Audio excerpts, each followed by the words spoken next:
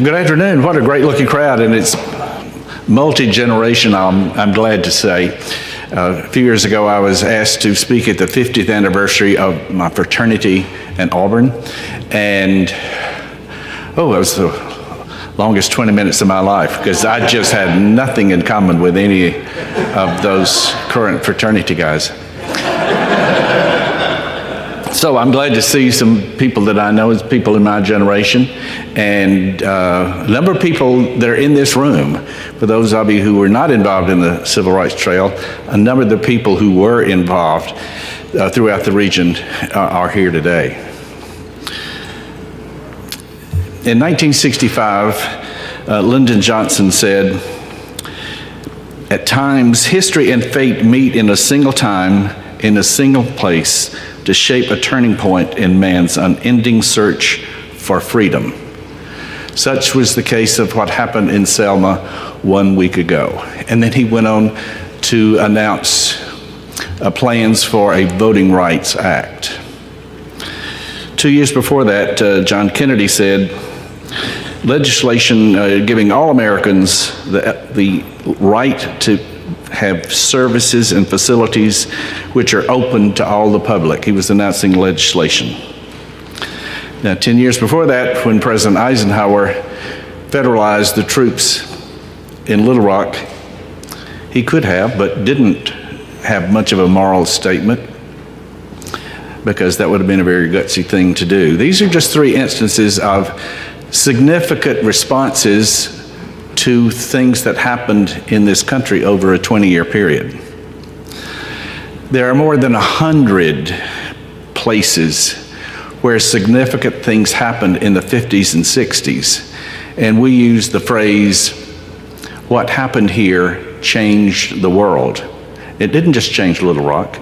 It didn't just change Birmingham or Selma. It literally inspired people throughout the world. And I think that's why we're all here today, to celebrate and talk about these 110 sites, because so many of these places have been unappreciated, unsupported. They have been sort of left to the local community, most of them African-American communities and committees, without a great deal of resources. But I think that the future is much brighter because there are more people aware of some of these sites, and it's our job to make sure that people are more aware of what's yet to come.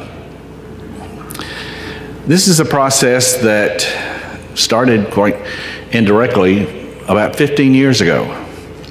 President Obama and the director of the National Park Service decided there needed to be more diversity in our national parks and in our nominations for World Heritage Sites.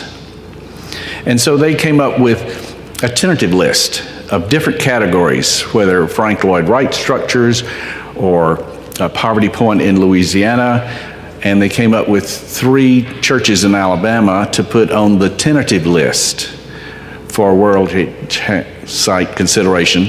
And in an additional paragraph, they listed other types of sites in the United States that should be considered, including Central High in Little Rock. Well, that was published in 2007, and I remember seeing it, and I was very excited because on the cover of that particular publication that I saw from the Alabama Historical Commission was Dexter Avenue Baptist Church in Montgomery, which literally is 1 block from where I work. It's amazing to work when I look out the cafeteria in our building and see Dexter Avenue Baptist Church, the state capitol in that direction, Southern Poverty Law Center, right next to the Dexter Church. And so I assumed something was happening. And it wasn't until about 6 years ago that the mayor of Birmingham started talking about nominating sites for UNESCO World Heritage Sites consideration. And he is an incredible speaker, Mayor William Bell. He's a great speaker, but I could tell he was much better at being a speaker and being representative than from actually getting a whole lot of work done. So I volunteered our office to help do some marketing, and a few of you might have seen a booklet that we did where we took historic photos, including in Little Rock, and hired a Southern Living photographer to go back and photograph these very same sites as what they look like today. So we matched pictures of people on the Edmund Pettus Bridge with what the bridge looks like today. Central High School with the troops on the left side and just the beautiful building on the right. The lunch counter in Woolworths in Greensboro, North Carolina. The historic photo of the black guys that you're familiar with, and then showing the rest of the lunch counter. And we did that with about 20 sites and produced a book, which the mayor then used as he traveled around the world talking about UNESCO and World Heritage Sites for the Civil Rights category. And so we decided to help in an additional way. Jonathan Jarvis, who many of you have worked with at the National Park Service, I asked him how Alabama could nominate its civil rights landmarks as UNESCO, as potential UNESCO sites. And he said, oh, we won't consider just Alabama sites. It has to be all the major sites in the country. And I said, okay. Since I found out that he was going to retire with President Obama, I said, okay, who should we deal with? And he told me the name of the young man in Washington who is the chief of the Office of International Affairs that works with UNESCO. And I went to him and said, who is the best person in the country that we could hire to do this process? And he told me Dr. Glenn Eskew in Atlanta at Georgia State University. I said, I've been talking to him for 2 years about just such a project. So I felt like, okay, the planets are lining up here. And so we went through a procurement process, and fortunately, Georgia State University was the only one that submitted a particular, a good response, because I knew when I went before the legislature for funds for this contract, the first question would be, why is the University of Alabama not doing this? But the good thing is, Glenn Eskew is a native of Birmingham, graduate of Auburn University, used to write for the Auburn Plainsman, which I wrote for, had written for before his time. So we had a good team to put this together. And so they researched all over the country, not just in the southern states, but wherever there were sites, significant landmarks that had a certain classification. Like if it's a unit of the National Park Service or a National Historic Landmark or something equivalent. And so they came up with a list of about 60 sites. And so I took this list to the directors of the Southern State Tourism Departments, and we had a discussion. Now I'm going to back up about 40 years and sort of explain how Alabama got into the civil rights marketing business. On a particular Sunday in 1963, a 17-year-old young man was going to a radio station in Birmingham where he was working on weekends, and he got a call from the radio station saying, don't come to the station. Go to 16th Street Baptist Church because it's just been bombed. And so the 17-year-old young man was the first newsman on the scene and sent in a live report to ABC worldwide. 20 years later, after having a career in the tourism industry, he was appointed tourism director by Governor George Wallace.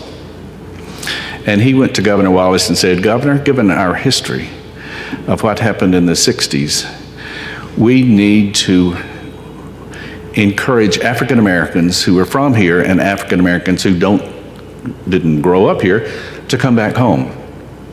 And so the Governor Wallace gave him permission to do a booklet called the Black Heritage Guide. And it was published for 20 years. And when I became state tourism director 15 years ago, this book had grown to include photographs of almost every black church in America, I mean in Alabama, and other things. And what struck me was, I'm from Decatur, Alabama, where the Scottsboro Boys cases were tried. And I used to live, at the time I lived 2 blocks from the courthouse that had been torn down. There was not even a historic marker. And I said, let's not give the public too much information. Let's tell them where specifically they needed to go.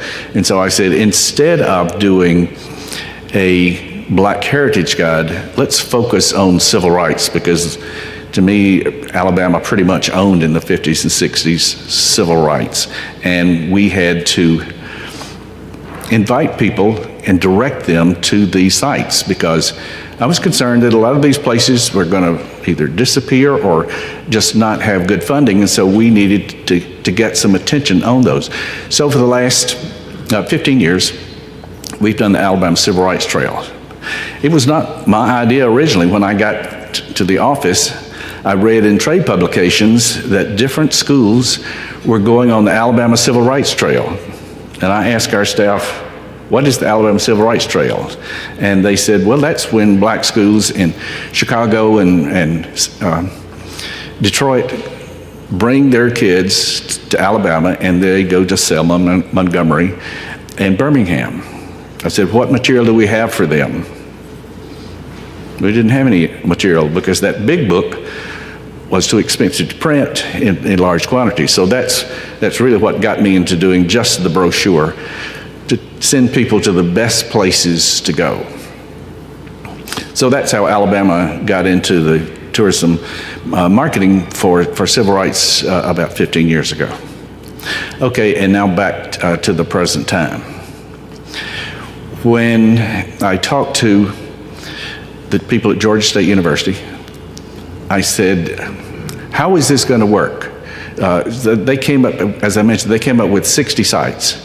And so I took this proposal before the Southern State Tourism Department, Joe David Rice, and our counterparts. And I said, what's missing?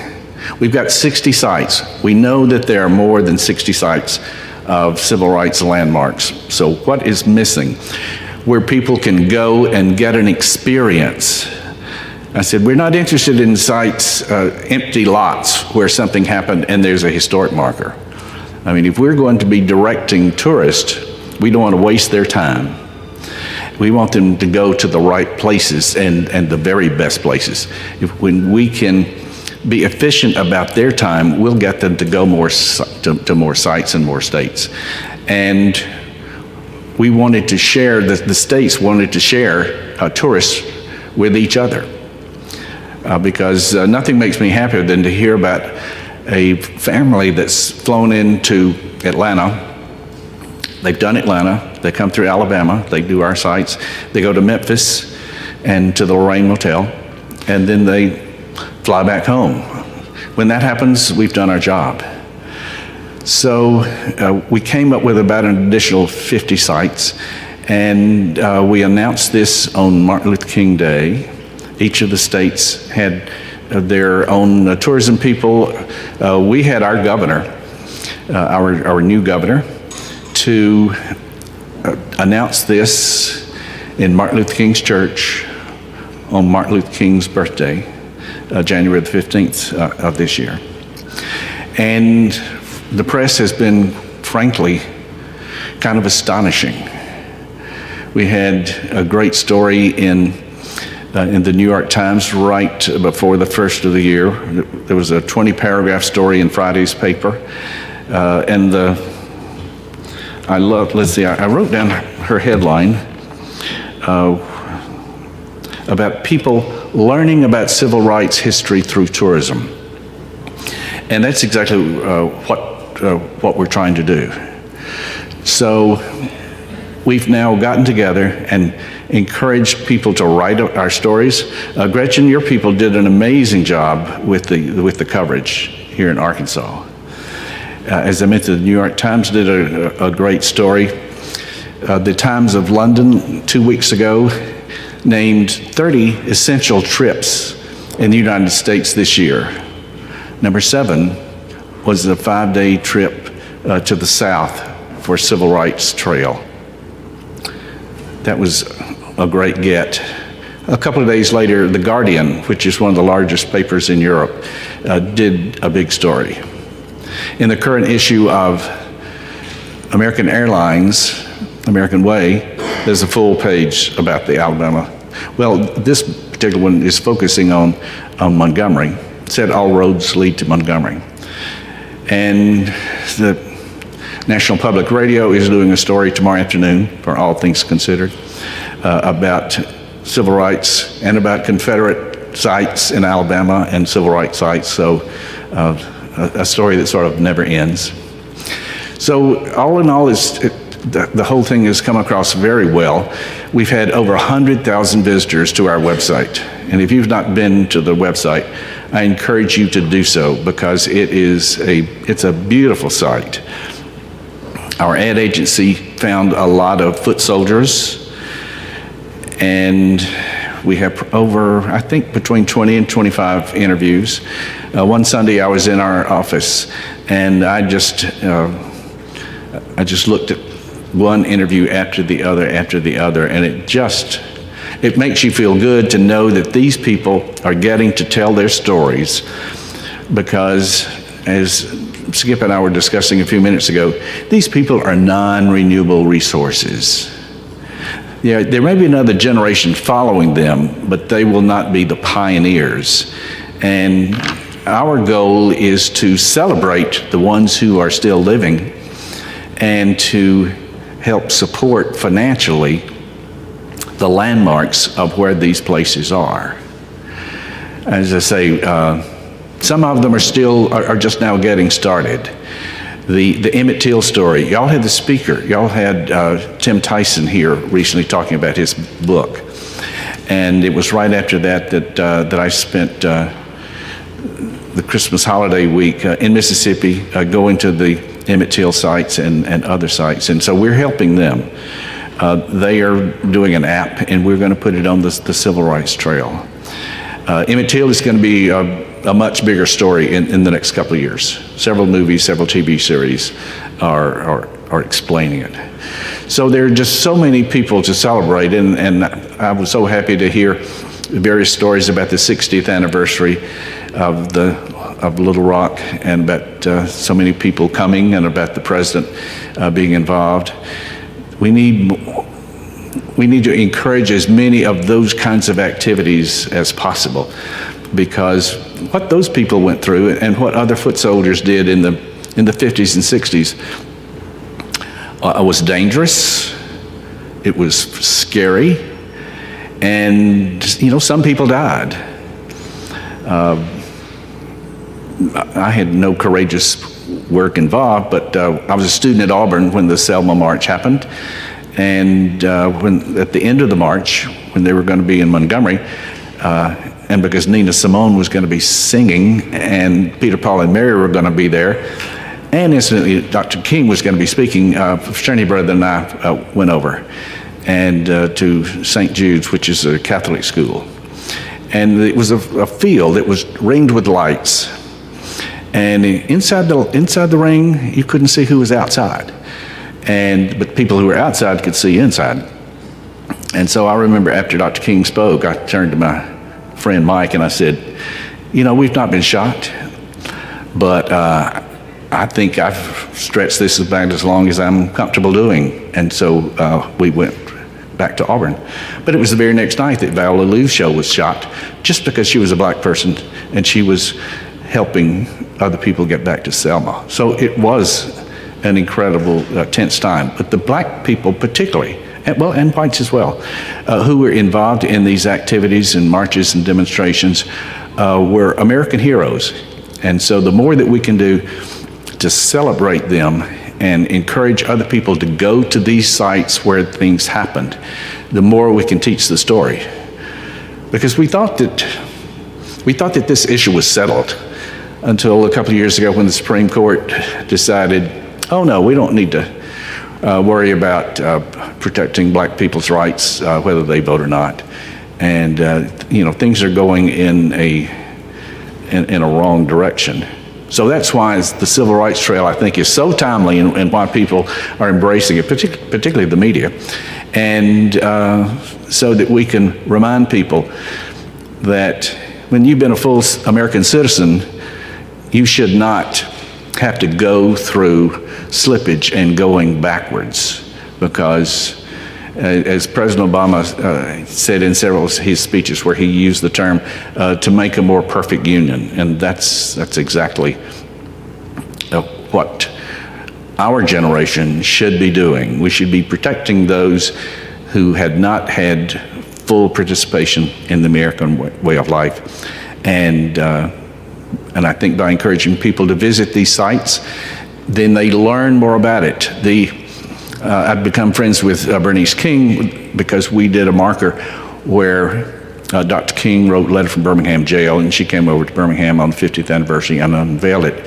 And I was saddened that she was so concerned, because the generation we have now of young African Americans are not particularly sympathetic of what their grandparents went through, not particularly interested in finding out more history. And as a number of historians here today, you know that if we don't learn our history and keep talking about it, you know, we can slip back and make the same mistakes again. So I just encourage you to go to our website, civilrightstrail.com, encourage other people to do that, and encourage people not just to go to the sites that you're familiar with, but go to places that you really hadn't heard of before, because all of these sites need help, they need support, they need encouragement. Not every community that's had civil rights activities is as fortunate to have the kind of civic leadership that this town generates. And so the more visitors they get, the more the local community and the more local the leadership will say, oh, we didn't realize this was that important, and so maybe we should support them more. I think we have time for a few questions.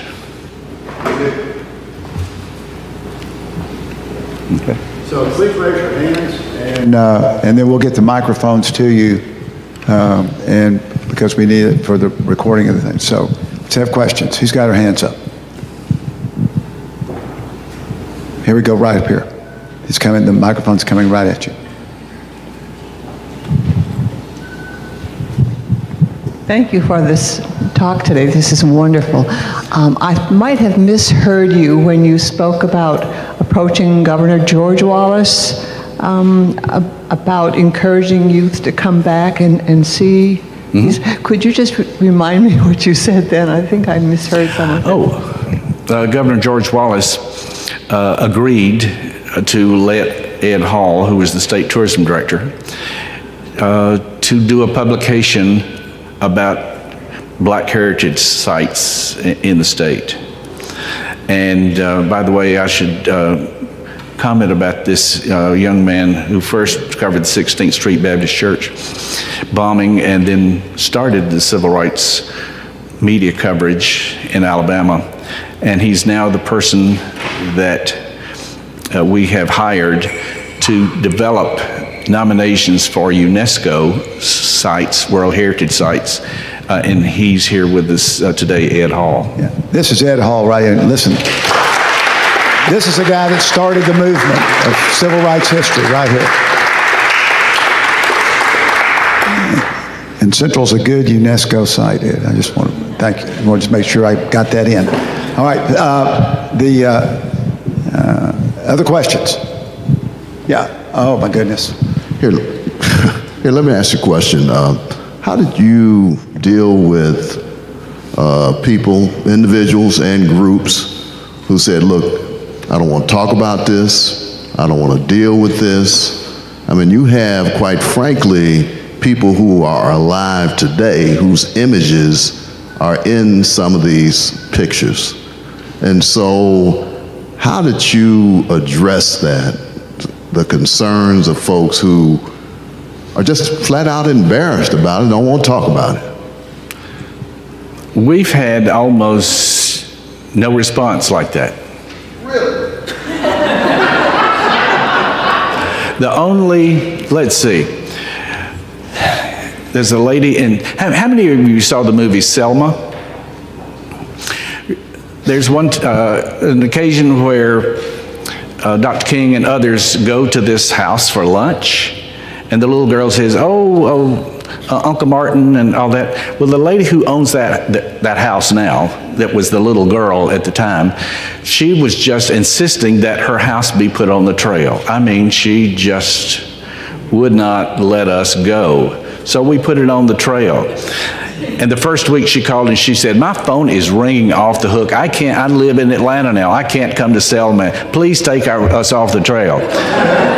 So that's about the only experience like that. Other questions? Yes, sir, here's a question. The microphone coming right at you right here. You know, this is more than history. This is present and kind of an evergreen issue.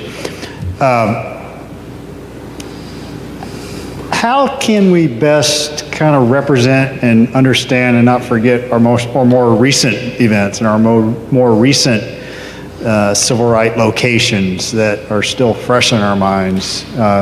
I don't think you should reprint your brochure every year and add new things, but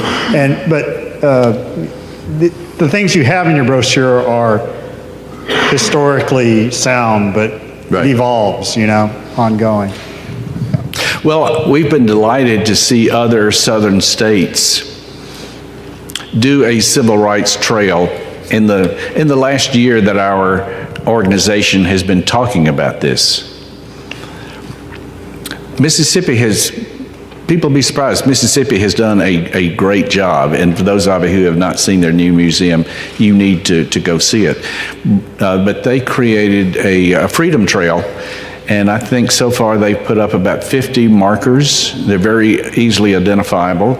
And Georgia is calling theirs a civil rights trail, and it's mainly historic markers. So everything can't make it to this list. We're trying to have very high standards so that we don't just flood it with too many sites and people look at it and say, tell me what to do. You know, I can't tell which of these sites that are really worth going to see. So our sites are we're going to have high standards, but we're going to encourage people to pick up the Arkansas Civil Rights Trail brochure or the Georgia brochure and see those additional sites. So we're trying to show them the best of the best is among our, say, 110 or so. Phone number. Oh, sorry. As far as years that are involved, you mentioned a 20-year period. There are things that happened here in like 1919 that were were very significant situations, and I wondered if things like that would qualify. For example, Elaine, Arkansas, and the race massacre there. The civil rights era is mainly about what generated legislation in Congress to change the law. So, if that makes a difference, okay. Any other questions? Lee, let me ask you. Let me ask. For example, like in Little Rock, the homes of some of the Little Rock Nine still standing in disrepair. Do you think there is a movement of a way to, through some sort of funding or grants or so forth, to take those sites that are still within the time period that you're talking about? But I mean, Carlotta Walls, Lanier's home was bombed. I mean, there are some very historic sites that are here that are not recognized that I think could be expanded on a civil rights tour. How do you advise people to expand that places that may not have an advocate for doing? How would you do that? What would be your? Well, we're hoping the purpose. We're hoping that as there's more discussion about civil rights landmarks, that people in various communities, including here, will look around and say, well, you know, there are others, just to your point, where things happened and we're going to lose those buildings if we don't do something with them now, and pressure elected officials to do something about it. And the list that's on our sites are primarily things where people can go and get an experience. It's not just, oh, something happened there.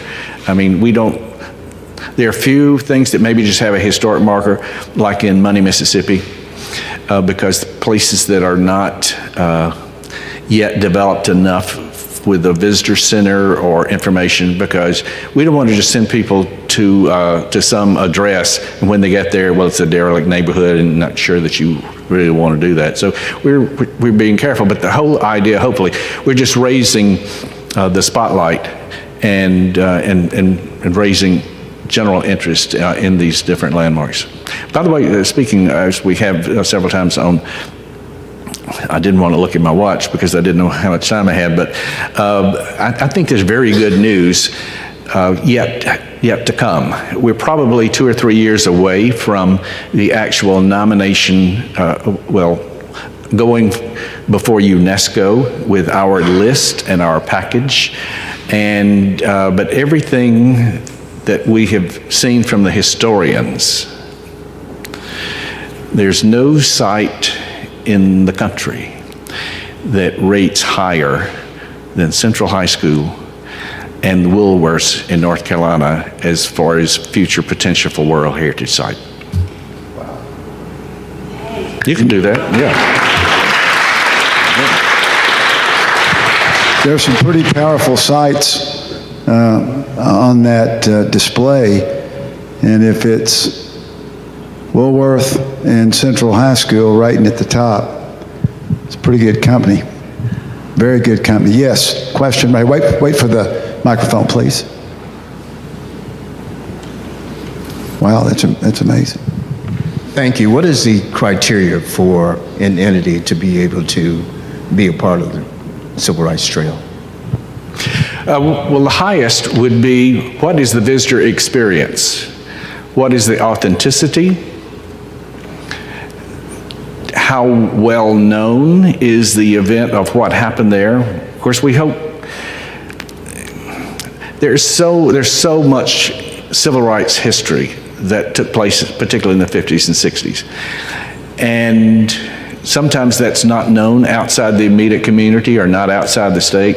So quite frankly, we look for things that people have heard of before. I mean, I have learned a lot in this process, particularly things in the Carolinas that I was just not familiar with. And so we look to the state tourism director in each of these areas to be the advocate for these sites. But we have about 110 now, and we're not trying to say, gee, we'd like to get to 150. It's all about quality and the experience. How often is this property open? I mean, if something, of course, the Daisy Bates home, we list separately, and even though that is open by appointment, it's still such a critical piece of the story. All right, any other question? Yes, question right here. Yes, ma'am. Here we go. This is such an inspiring project, and I wanted to ask a practical question around it. The Oxford American Magazine publishes numerous pieces, authors. I actually tag them, and I want to give you these. And what my question really is around civil rights, around even advertisers are doing this, but my practical question is, because I was very interested in making sure this gets out with press and, you know, people up in the Northeast all over doing pieces, what is the best way for a publication, a CVB, or to get information to you all? I mean, I think it works best through the state office. Okay. That's because there is no staff at the Civil Rights Trail. That's what yeah, okay. Yeah. Each state sort of has responsibility for its own state, and they are the advocates for the sites in their state as well. So I would say see Jim Daly. Okay. They do mention the fact that it's Travel South, what is? Yes. Travel South is the organization, I didn't identify it, but I just said the Southern State Tourism Directors. We have an organization that's over 50 years old. It was started by the Southern Governors Association, and it's called Travel South USA. And in our most recent meeting, we agreed to assess ourselves like $15,000 a year to put into a marketing fund. And in fact, our president, who is from South Carolina, is off making a speech today about the Civil Rights Trail. So the great thing is, well, frankly, this project would not have happened without Joe David Rice, without his encouragement and his saying, oh yeah,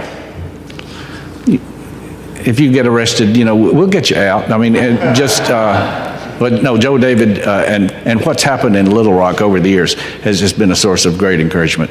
But Travel South sort of owns this, and that will be the international organization that is marketing this internationally. There's one thing that we've learned in the last 6 months or so doing international shows. Europeans in particular are fascinated by the American Civil War, civil rights, Southern music, and Southern food. Arkansas is pretty well represented there. And so each one of our sites and each one of our states cannot afford to do this marketing separately. And Jim, I appreciate you mentioning that, because this is a co-op project, and we've all bought into it individually and as a group. Well, thank you very much, Lee. I appreciate it. I know people have questions, but we'll let them come up and visit with you after the program. This is a great tour through America, and thank you for your great work. Let's give Lee Sentell